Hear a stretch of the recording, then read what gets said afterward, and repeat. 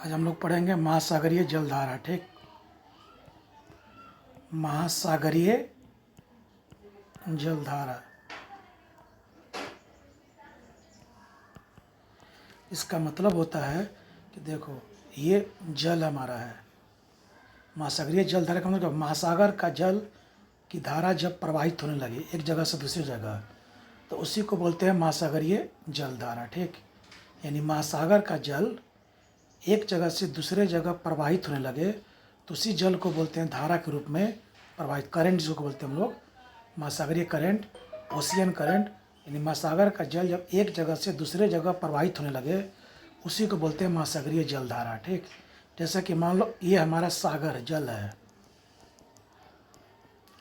ये हमारा जल है। ठीक, तो जल का ये ध्यान रखना, जल का ऊपरी भाग चला करता है। ठीक ना, जल का हमेशा ऊपरी भाग चला करता है, सारा भाग ये भाग नहीं चलेगा। जल का ऊपरी, जैसे देखो, जैसे दही होता है, दही क्या होता है ऊपर से लेकर नीचे तक होता है। ठीक ना, गड़ा। और छाली क्या होता है, छाली होता है जो ऊपर में होता है। ठीक, जैसे दूध में छाली होता है ना ऊपर वाली भाग, तो वही भाग चला करता है। ठीक है, तो महासागरीय जल का सारा भाग एक जगह से दूसरी जगह नहीं चला जाएगा। वही बताना कि महासागर का जल जब धारा के रूप में एक जगह से दूसरे जगह, जैसे ए से बी जगह प्रवाहित हो जाए, उसी को बोलते हैं महासागरीय जलधारा। ठीक, इसका मतलब हुआ कि महासागर का जल का जो ऊपरी परत होता है वही भाग चला करता है। ठीक, जैसे दूध का छाली की तरह, न दही की तरह, ऊपर छाली वाला भाग जो होता है दूध में, उसी तरह चला करता है महासागरीय जलधारा। ठीक, ये हो गया पहला। दूसरा बिंदु अब हो गया कि महासागरीय जो जलधारा है दो तरह से चलता है, दो तरह का होता है, एक गर्म होगा और एक ठंडा होगा। ठीक, जलधारा दो तरह का, एक गर्म होगा और एक ठंडा होगा। तो इक्वेटर से ये देखो, ये ध्रुव है, पढ़ा होगा, ये 0 डिग्री 90 डिग्री उत्तर में ध्रुव है और 0 डिग्री पर ये विषुवत रेखा पर ये गर्म है। तो विषुवत रेखा पर हमारा क्या होता है, गर्म है, और ध्रुव पर क्या, ठंडा है, क्योंकि यहाँ सूर्य किरणें तिरछी पड़ती है, यहाँ सूर्य किरणें एकदम सीधी पड़ती है, यहाँ पर सूर्य की किरणें सीधी पड़ने के कारण ये भाग पूरा गर्म रहता है। ठीक, तो याद रखना कि जो भी जलधारा याद रखना कि जो भी जलधारा ध्रुव से विषुवत रेखा की ओर आएगी, ध्रुव से विषुवत रेखा आएगी तो ठंडी कहलाएगी। ठीक है, और जो भी धारा विषुवत रेखा से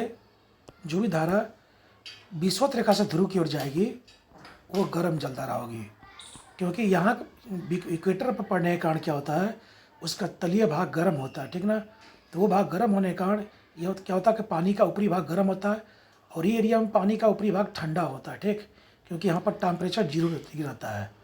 तो ये रखना कि ध्रुव से जो आने वाली हवा होगी वो सब ठंडी होगी।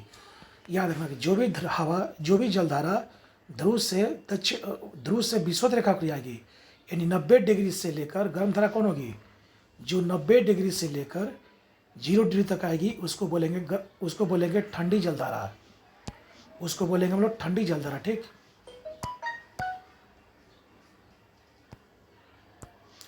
उसको बोलेंगे ठंडी जलधारा। ठीक, तो 90 से लेकर, यानी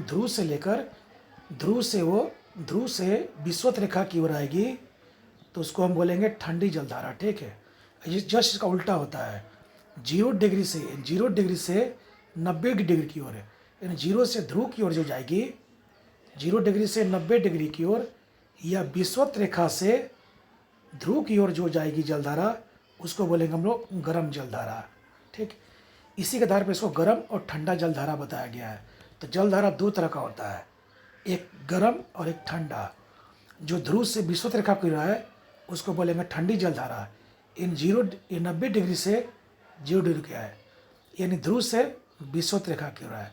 जस्ट इसका उल्टा होगा, जो विषुवत रेखा से ध्रुव की ओर जाए उसको बोलते हैं हम लोग ठंडा गर्म जलधारा। जैसे देखो, ये हमारा पृथ्वी है, इस पृथ्वी के ये 90 डिग्री है, तो कोई जलधारा ऐसे आ रही है तो क्या हो गई, ठंडी हो गई। कोई ऐसे जा रही है, क्या हो गई, गर्म हो गई। फिर ऐसे आ रही है तो क्या हो गई, गर्म हो गई, क्योंकि विषुवत रेखा से ध्रुव की ओर आ रही है दक्षिण गोलार्ध में। और कोई धारा ऐसे गई, वो क्या हो गई, ठंडी, क्योंकि ध्रुव से 0 डिग्री की ओर जा रही है। मतलब ध्रुव से विषुवत की ओर जाना या विषुवत से ध्रुव की ओर आना, चाहे दक्षिणी गोलार्ध हो चाहे उत्तरी गोलार्ध हो। उत्तरी गोलार्ध में ध्रुव से विषुवत की ओर जाएगी, विषुवत रेखा से ध्रुव की ओर जाएगी और ध्रुव से विषुवत रेखा की ओर आएगी, तो ये समझना कि गर्म और ठंडी है। यानी जो भी इक्वेटर से निकलेगी जलधारा उसको बोलना गर्म है, जो भी ध्रुव से आएगी चाहे उत्तरी गोलार्ध का चाहे दक्षिणी गोलार्ध का, तो ये डायरेक्शन होगा तो सोचना कि वो ठंडी है। ठीक,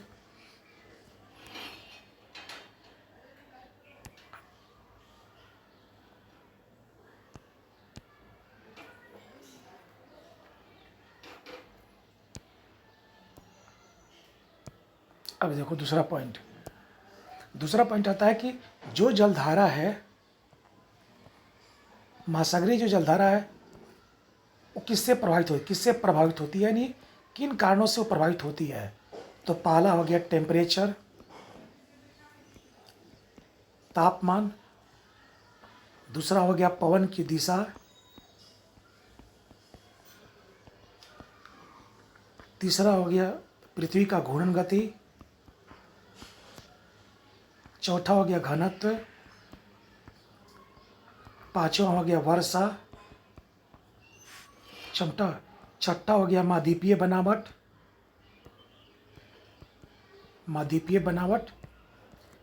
तापमान, पवन दिशा, घूर्णन, घनत्व, वर्षा, महाद्वीपीय बनावट।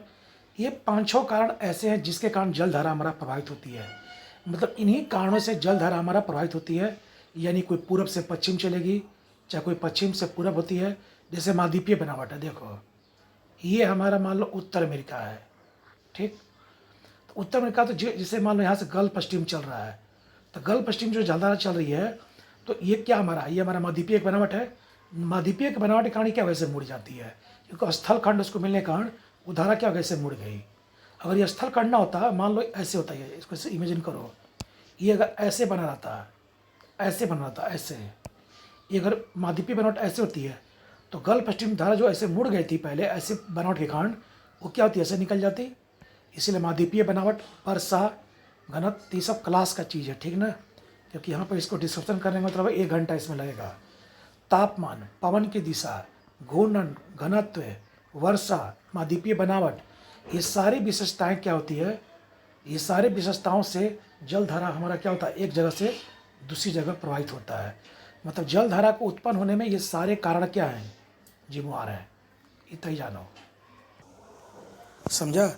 जलधारा को प्रभावित करने वाले ये सारे कारक है। पूछ सकता है तापमान है, तो देखो अब होता है कि जल कैसे चला करता है, क्यों ऐसा होता है उसको देखो। जैसा कि मान लो ये जल है, ये पूरा जल का भाग है, जल है ऐसा, ठीक। तो कहीं का जल, जैसे कि मान लो कहीं का जल थोड़ा सा भी ऊपर आ गया, थोड़ा सा मैंने मिलीग्राम में भी ऊपर आ गया, और किसी का कहीं का जल स्तर थोड़ा सा भी नीचे हो गया, ठीक ना, तो नीचे हो गया, ऊपर थोड़ा सा ऊपर बना दे रहे हैं। और हम मतलब मिलीग्राम भी थोड़ा सा भी कहीं का जल स्तर कम हो गया, तो जहाँ ऊपर उठा हुआ वो नीचे इधर की ओर चलना शुरू करेगा। ये जल कभी इधर नहीं उठेगा, कहाँ से उठेगा, तो जहाँ पर जल स्तर उठा हुआ है, तो वही क्या कहता है कि वहीं का जल स्तर इसको बराबरी करने के लिए चल देगा, ठीक है। तो इसी को बोलते हैं जलधारा का उत्पत्ति हो गया। तो ये सब तापमान पर डिपेंड है, पवन की दिशा पर, घूर्णन पर, घनत्व पर, वर्षा पर और महाद्वीपीय बनावट पर। इन्हीं सभी घटनाओं के कारण कहीं का जल स्तर ऊपर होता है तो कहीं का जल स्तर नीचे होता है, थोड़ा सा मिलीग्राम। तो जैसे कहीं का अधिक हो गया, कहीं पर कम हो गया जल स्तर, तो क्या होगा, जल का अधिक से जल स्तर नीचे की ओर चलना शुरू करता है। इसी को बोलते हैं महासागरीय जलधारा, ठीक ना। तो ये पढ़ना तुमको। तो महासागरीय जलधारा कहाँ चलता है, तो जहाँ पर पानी का घन अधिकता है, जहाँ पानी कम है तो अधिक से कम की ओर चलना शुरू कर देगा, इसी को बोलते हैं जलधारा, ठीक ना। तो ये अधिक, जहाँ पर अधिक है, जहाँ पर पानी की घनत्व तो कम है, पानी की मात्रा थोड़ी सी कम है, ये कैसे बनता है, तो डिपेंड करता है तापमान, पवन की दिशा, घूर्णन, घनत्व, वर्षा पर और महाद्वीपीय बनावट पर। इन सभी का परिणाम है कि कहीं का जल स्तर ऊपर उठ गया, कहीं का जल स्तर नीचे हल्का सा बैठ गया, मिलीग्राम। जहाँ का जल स्तर अधिक होगा, जहाँ कम होगा, तो ये क्या होता है कि जल अधिक से कम की ओर चलना शुरू करता है। इसी को हम लोग जलधारा बोलते हैं, हम लोग जिसको इंग्लिश से बोलते हैं करेंट है, ठीक। अब हम लोग आते हैं, जितने भी पृथ्वी पर जलधारा हैं, तो तुम लोग पढ़ेगा प्रशांत महासागर की जलधारा,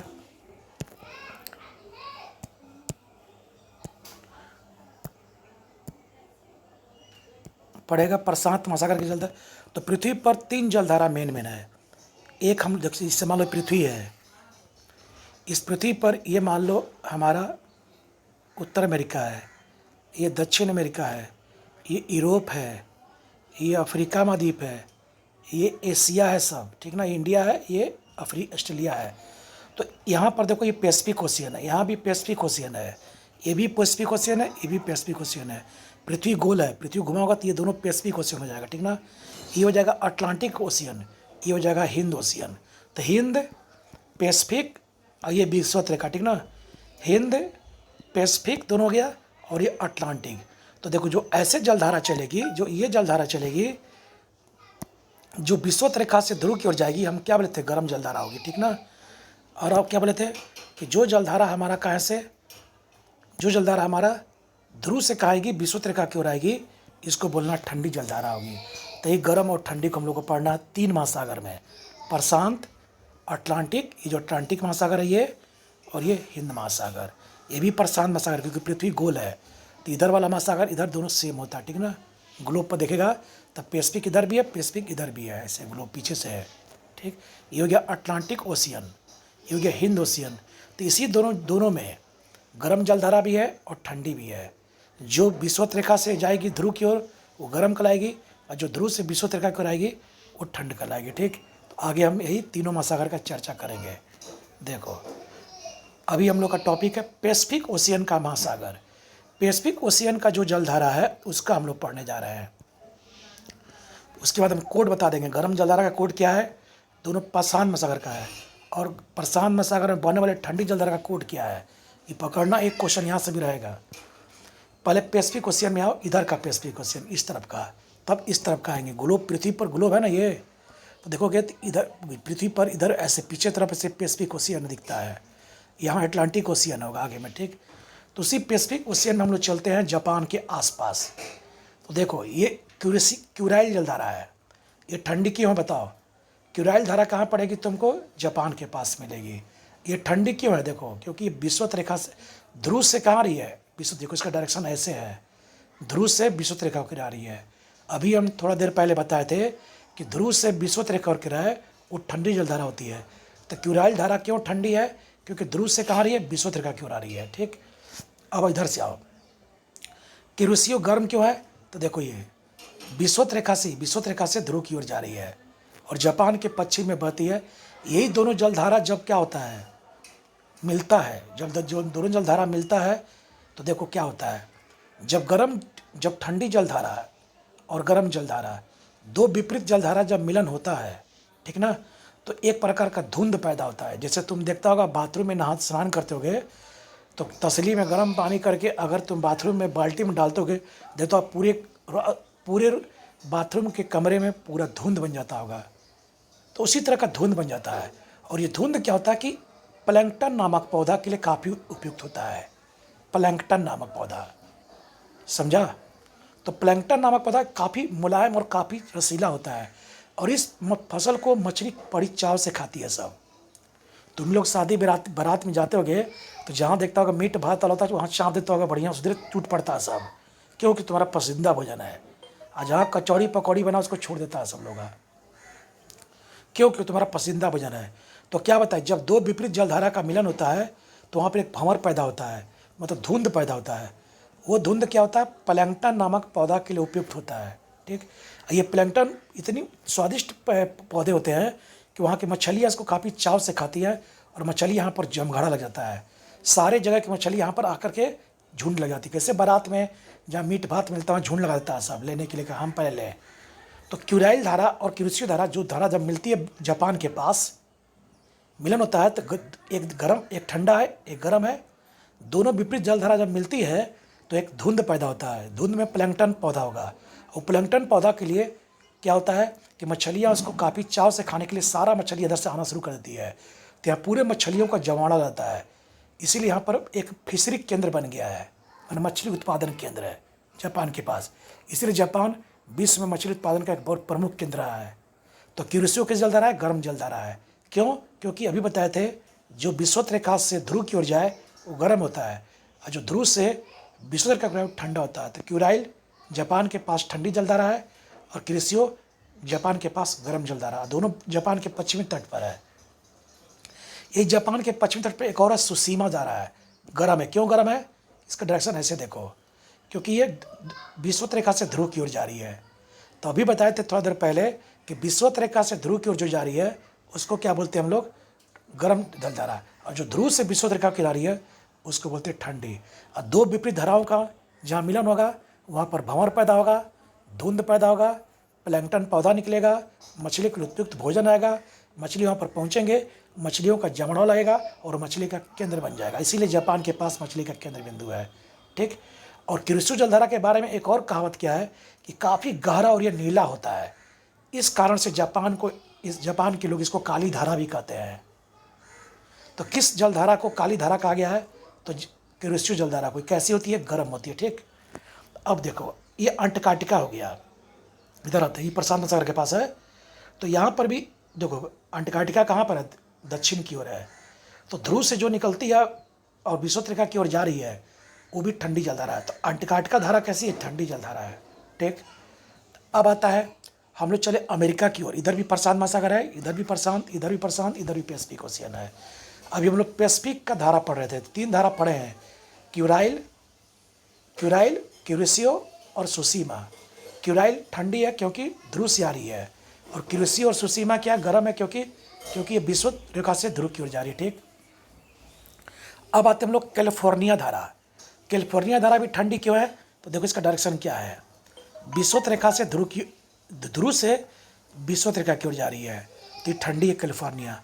अमेरिका के पश्चिमी तट पर बहती है। कहाँ पर? तो अमेरिका के पश्चिमी तट पर ये धारा बहती है। पूछ देगा कैलिफोर्निया धारा कहाँ है? तो अमेरिका के पश्चिमी तट पर है। ठीक। घुमा कर देगा कुरुशु और क्यूराइल धारा कहाँ है? एशिया के पूर्वी तट पर है। किस देश में? जापान के पास है।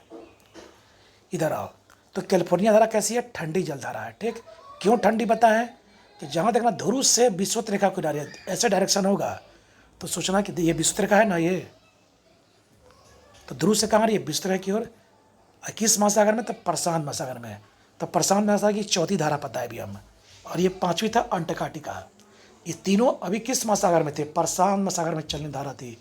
अब तक 2 धारा पढ़े थे, गर्म, और 2 धारा ठंडा। ये भी क्या हो गया? ठंडी जलधारा। क्यों? ध्रुव से आ रही है। एक देखो, ये विषुवत रेखा है, तो एल नीनो है जो गर्म जलधारा है, दक्षिणी अमेरिकी तट पर बहती है। ये देखो एल नीनो गर्म जलधारा है, इसका हम लोग कभी फुर्सत में पढ़ लेंगे। ये जलधारा देखो भी गर्म क्यों है? तो विषुवत रेखा से ध्रुव की ओर जा रही है, इधर दक्षिण की ओर आ रही है ना। विषुवत रेखा से कहाँ जा रही है? और दक्षिण अमेरिका के पश्चिमी तट पर बहती है। पूछ देगा दक्षिण अमेरिका के कौन तट पर? पश्चिमी तट पर। ये पूर्वी तट हो गया, ये हो गया पश्चिमी तट पर बहती है। ठीक। इसके बारे में बताते हैं लोग, बताएंगे फुर्सत में कभी। एल नीनो जो जलधारा है ये क्या ये गर्म जलधारा है। ये जब पश्चिमी तट पर बहती है ना तो यहाँ के टेम्परेचर को 5 से 6 डिग्री बढ़ा देती है। तो इधर से जितनी भी हवाएं हैं, इधर से, इधर वाले से, इधर जितनी भी हवाएं हैं, वर्षा का जो मानसून बनता है वो सब इस तरफ चल पड़ता है, इस निम्न दबाव को भरने के लिए। तो होता क्या? इस तरफ ऐसे आता है, ऐसे आता है, इधर से पीछे से आ रहा है, तो पीछे से ना ऐसे घुमा हुआ है, पीछे से घुमा हुआ है, यहाँ पर आ जाएगा। ठीक ना। यहाँ से चालू होगा, यहाँ से जलधारा, और इस तरफ चले आएगा। तो यहाँ का मानसूनी जो हवाएं होती है सब इधर चले आती है। तो यहाँ मानसून नहीं होता, तो भारत में क्या होगा? वर्षा नहीं होती है, तो अकाल पड़ जाता है। कभी इसका फुर्सत में वीडियो बना देंगे स्पेशल। एल नीनो धारा आने से भारत को नुकसान क्या है? तो यहाँ की मानसूनी हवा इधर चली आती है। क्यों? इस तरफ से। डायरेक्शन यहाँ नहीं दिख रहा ना, क्योंकि यहाँ पर क्या नहीं है, ग्लोब मेरे पास नहीं है, तो जान जाओ ऐसे डायरेक्शन करके। ठीक। एक आता है तुमको हम्बोल्ट या पेरू धारा, जिसको पेरूविया भी बोलते हैं। हम्बोल्ट बोलो या पेरू धारा। देखो इसका डायरेक्शन कैसे है, इसका डायरेक्शन ध्रुव से विषुवत रेखा की ओर जा रही है। तो कैसी हो जाएगी? ठंडी धारा हो जाएगी। और ये दक्षिण अमेरिका के ये भी पश्चिमी तट पर बहती है। तो सारे जलधारा क्या थे? अभी प्रशांत महासागर में बहने वाले जलधारा थे। कुछ गर्म था, कुछ ठंडा था। तो वही देखो गर्म जलधारा कौन कौन कोड है। सुसीमा क्यों नीना के साथ है? सुसीमा क्यों नीना के साथ है? मैंने सुसीमा की लड़की है, क्यों नीनो के साथ है? तो सुसीमा गर्म जलधारा हो गया। देखो कोड बताते हैं अब।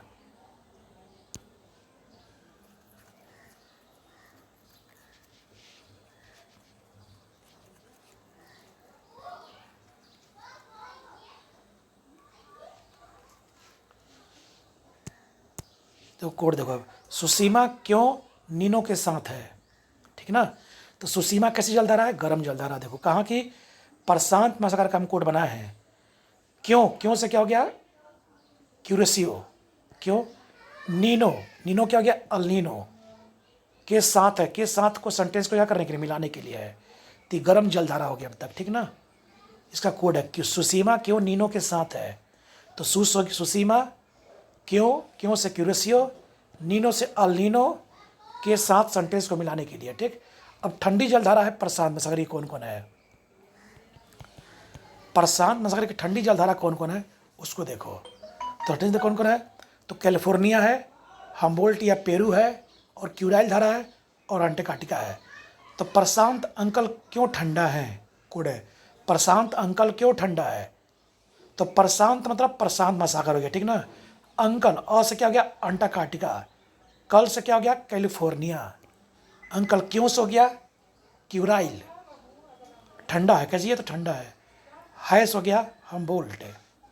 तो प्रशांत अंकल क्यों ठंडे हैं, ठीक। ये पूरा प्रशांत सागर का भी जलधारा गर्म बताया और ठंडा बताया है। अब आता है तुमको अटलांटिक महासागर का, पूरे ये कौन महासागर है, अटलांटिक महासागर का जलधारा, ठीक। तो इसमें देखो पहले कौन कौन है, चलो सबसे पहले इसका भी कोड बताते हैं बाद में, पहले इसको देखो। पहले देखो क्या हो, पहले जिसको देखो, ये गिनी है। तो गिनी जलधारा क्या गर्म है, क्यों, देखो ये इक्वेटर से निकल रही है, इक्वेटर से निकल रही इसलिए क्या है, गिनी जलधारा है। अब गिनी जलधारा कैसी है, तो गर्म जलधारा, क्यों, इक्वेटर से निकल रही है। अब पूछेगा किस तट पर है, तो बोलना अफ्रीका के पश्चिमी तट पर है। अफ्रीका यह महाद्वीप हुआ, इसी के पश्चिमी तट पर कौन है, गिनी जलधारा, ठीक।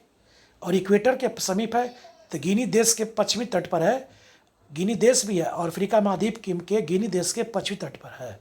और ये गर्म जलधारा क्यों है, क्यों गर्म है, तो बताओ, तो क्योंकि विषुवत रेखा से निकल रही है। तो गिनी कैसे जलधारा गर्म हो गई, पहले गर्म बता दे रहा है, ठीक ना। फिर गर्म का कोड बता देते हैं। उसका देखो, ये हमारा ब्राजीलिया धारा है, इसका नाम किसी देश के नाम पर पड़ा, ब्राज़ील के नाम पर पड़ा है, इसलिए इसका नाम क्या पड़ गया, ब्राजीलिया धारा, ठीक। तो ब्राजीलिया धारा भी क्या है, गर्म है। ये कहाँ है बोलना है, तो दक्षिण अमेरिका जो महाद्वीप है, ये दक्षिण अमेरिका महाद्वीप जो है उसके पूर्वी तट पर है। तो ब्राजीलिया धारा किस देश में, तो ब्राज़ील देश के पास है, दक्षिण अमेरिका के पूर्वी तट के पास है, ठीक ना। तो ये भी गर्म क्यों है, विषुवत रेखा से भी निकाली है, दो गर्म जलधारा हो गया। अब आता है देखो, ये गल्फ स्ट्रीम है, जो मेक्सिको की खाड़ी से निकल रही है, गल्फ स्ट्रीम, ये भी गर्म जलधारा है। क्यों गर्म जलधारा है, क्योंकि ये भी निकलती है, देखो किधर से, विषुवत रेखा से निकल रही है।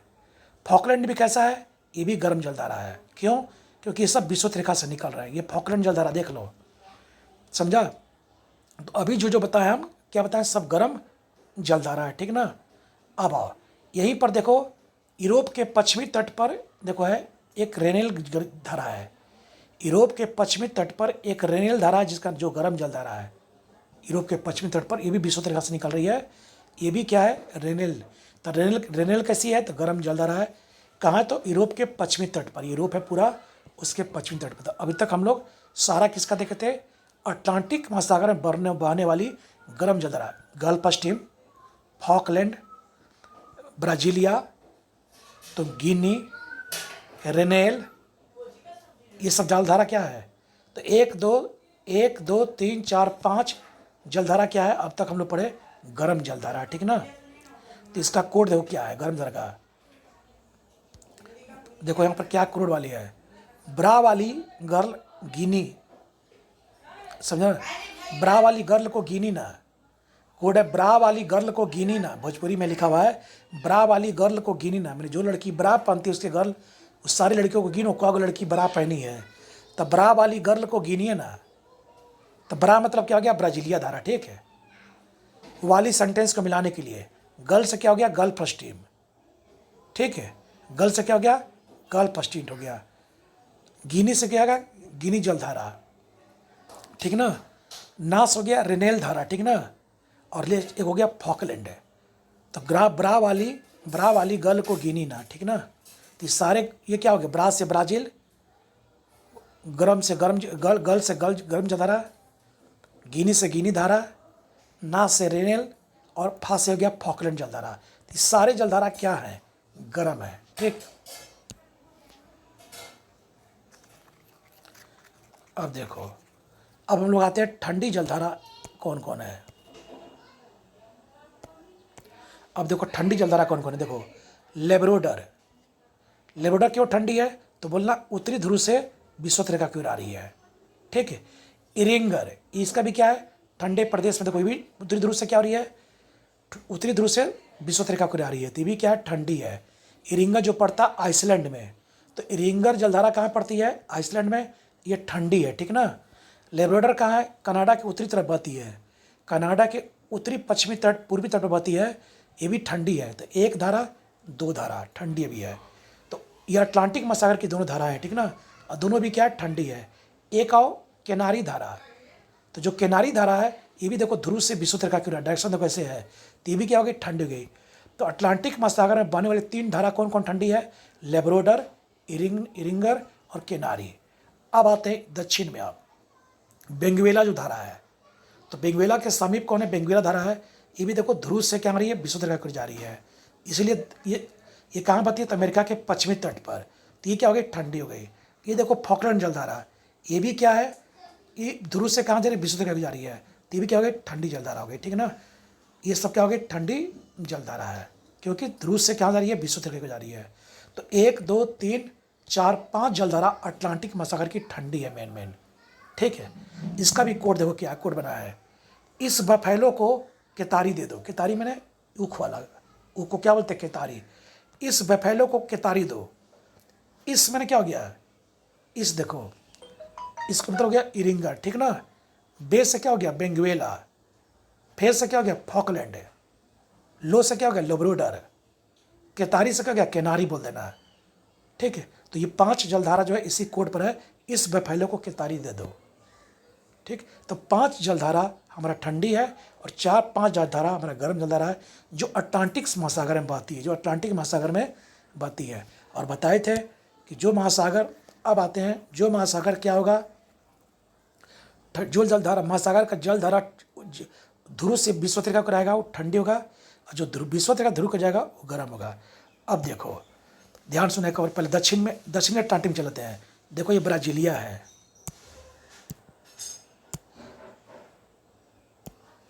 ये क्या है, ब्राजीलिया है, ये क्या, बेंगुएला है।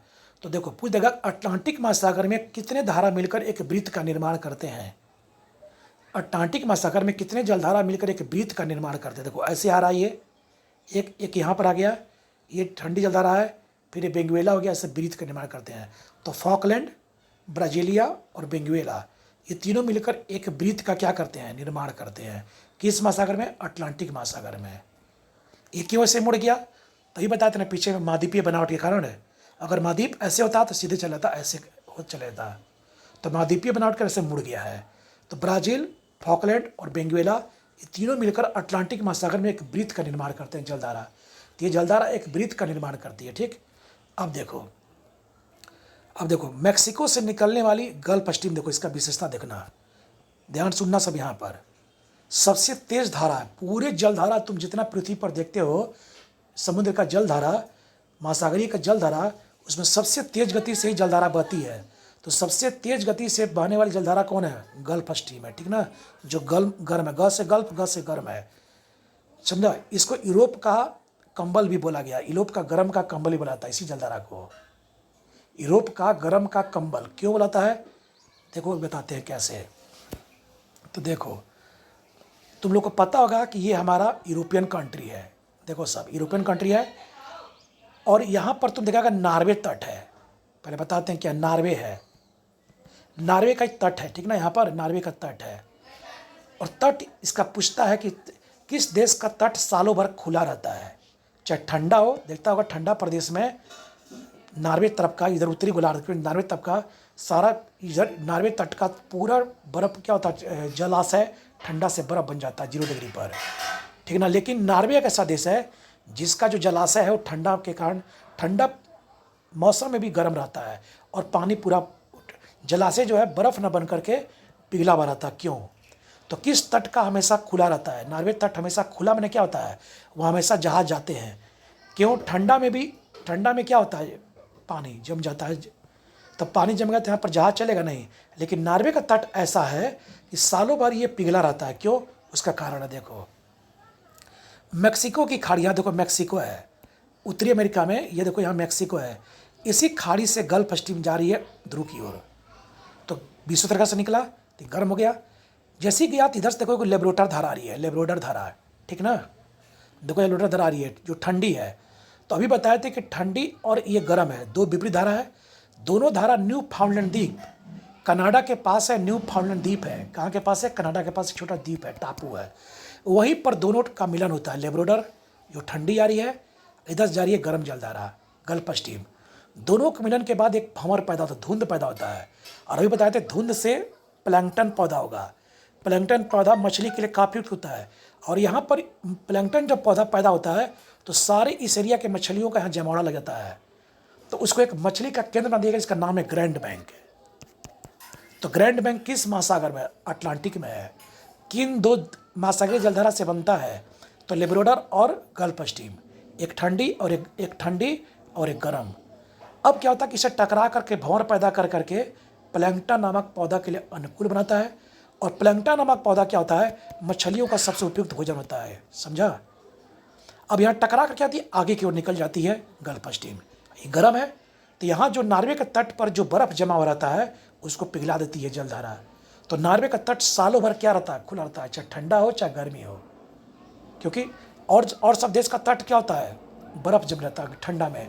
इसका बर्फ़ ठंडा में क्यों नहीं जमता है, तो गल्फ स्ट्रीम क्या करती है, आगे बढ़ जाती है यूरोप की ओर, और नॉर्वे के तट को टकरा करके जलधारा जो, क्योंकि जलधारा गर्म है तो नॉर्वे के तट को टकरा करके ठंडा का मौसम पिघला देती है, और यहाँ का सालों भर क्या होता है, तटीय किनारा खुला रहता है। तो किस देश का तटीय किनारा सालों भर खुला रहेगा, तो नॉर्वे का बताना है, ठीक। नेक्स्ट आओ, ठीक ना, नेक्स्ट आओ, अब हम लोग हिंद महासागर का पढ़ेंगे जलधारा। तो हिंद महासागर में मेन हम लोग को पढ़ना है गर्म जलधारा, यहाँ पर मेन है, ठंडी भी है लेकिन मेन हम लोग यही पढ़ना है। इसका कोड क्या है, अगला व्यक्ति मौज करे, कोड क्या, अगला व्यक्ति मौज करे। तो व्यक्ति सेंटेंस को मिलाने के लिए अगला, तो अगुलहास धारा, देखो ये अफ्रीका महाद्वीप है, अफ्रीका महाद्वीप के पश्चिमी पूर्वी तट पर ये बहता है, और मेडागास्कर के पश्चिमी तट पर, मेडागास्कर देश के पश्चिमी तट पर और अफ्रीका के पूर्वी तट पर ये बहता है, मोजाम्बिक है। अगुलहास मेडागास्कर कहाँ बहता है, तो मेडागास्कर के पूर्वी तट पर, और मोजाम्बिक कहाँ बहता है, तो मेडागास्कर के पश्चिमी तट पर, और अफ्रीका महाद्वीप के अनुसार पूर्वी तट पर। देखो यहाँ पर आना यार ही नहीं है, तो कैसे होगी बताओ, गर्म होगा क्यों, इक्वेटर है, इक्वेटर से निकल रहा है, ये भी देखो इसका डायरेक्शन किधर है, ध्रुव की ओर है। तो जिसका इक्वेटर से निकल कर ध्रुव की ओर डायरेक्शन है, वो सब जलधारा क्या होता है, इसका भी देखो इक्वेटर से निकल कर ध्रुव की ओर इसका डायरेक्शन है, तो ये भी गर्म है। तो मोजाम्बिक, मेडागास्कर और गुलहास तीनों जलधारा किस महासागर का है, हिंद महासागर का है। तीनों कैसा, तो गर्म है। तो पूछ देगा कि मेडागास्कर किधर बहता है, तो मेडागास्कर के पूर्वी तट पर। मोजाम्बिक कहाँ बहता है, तो मेडागास्कर के पश्चिमी तट पर। अगुलहास भी मेडागास्कर के पश्चिमी तट पर। अफ्रीका महाद्वीप के अनुसार ये दोनों कहाँ बहेगा, पूर्वी तट पर बहेगा, ठीक। तो ये हो गया हिंद महासागर का जलधारा। अब आते हैं ऑस्ट्रेलिया में आता है, ऑस्ट्रेलिया महाद्वीप में, ये पश्चिमी है ये पूर्वी है, तो दिमाग से लगाओ, पूर्वी ऑस्ट्रेलिया महासागर धारा कैसे होगी, गर्म होगी, और पश्चिमी कैसे होगी, ठंडी होगी। क्यों, क्योंकि ये विषुवत रेखा से निकलती है और ये ध्रुव से निकलती है। तो ध्रुव से निकलकर पश्चिमी ऑस्ट्रेलिया ले जाएगी। तो ऑस्ट्रेलिया के पश्चिमी तट पर जो ठंडी जलधारा इसलिए है क्योंकि ध्रुव से निकल रही है। अब पूर्वी तट धारा क्या है, गर्म है, क्योंकि ये विषुवत रेखा से निकल कर इधर आ रही है, ठीक। तो बताया था कि जलधारा यहाँ से यहाँ क्यों बह गया, तो बताया था ना कि टेम्परेचर, वर्षा, पवन, इस सब कारण क्या होता है कि यहाँ का बताओ, यहाँ का स्थल भाग, जल भाग ऊंचा होता है थोड़ा सा, और यहाँ का जल भाग थोड़ा सा नीचा, तो ऐसे डायरेक्शन चल देगा। तो जिधर से जिधर जा रही है ना, तो इतना ही दिमाग लगाना कि जहाँ से निकल रही है वहाँ पर जल स्तर थोड़ा सा ऊंचा होगा, और जहाँ की ओर जा रही है वहाँ जल स्तर थोड़ा सा नीचा होगा, मिलीग्राम में होगा तो निकल जाएगा। तो ये हमारा आज का था टॉपिक महासागर, जो दरोगा में भी काम आएगा, विभिन्न एग्जाम में काम आएगा, ठीक।